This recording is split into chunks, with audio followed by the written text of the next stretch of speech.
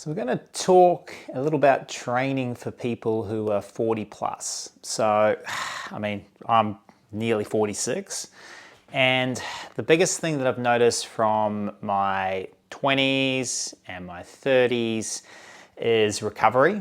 So I definitely would say that my recovery now isn't what it was in my mid 30s now that I'm in my mid 40s.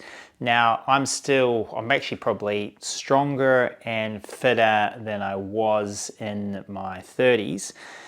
But a lot of how I've done that is I've recognized that my recovery is not as good as my 30s. So this is where the quality of what you do becomes really important. You got to ask yourself, is what I'm doing actually equaling results, or am I kind of wasting some energy here? So the biggest difference from the 30s to the 40s for me is recognizing that I have to be more focused on quality.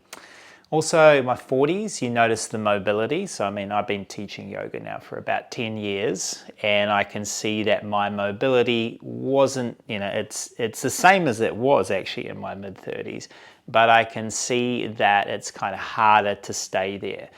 Now, that's something to be aware of because there is some changes within the joints as we're getting older. So to expect the same mobility in your 30s and your 40s and your 50s, there is some slow decline here that I actually think if you try to force it can be problematic. So I meet a lot of people who have done yoga 20s, 30s, 40s, and they are still quite flexible, still very flexible.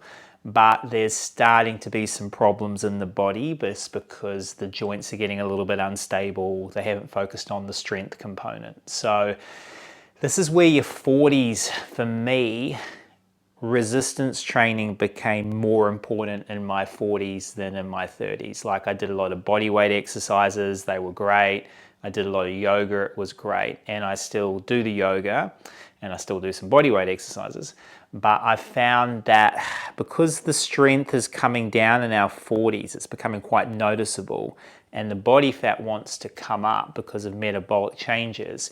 This is where we need to hold muscle. We need to keep that muscle there or even potentially increase it to set ourselves up for our 50s.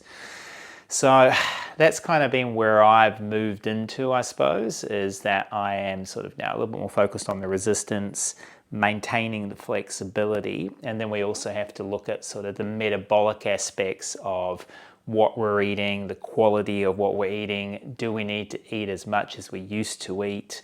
This kind of thing. So 40s, you can be just as strong as your 30s and just as flexible as your 30s, but it's really a game of intelligence, quality, being really on the ball with the basics. So we'll talk a little bit about that in some other videos as well.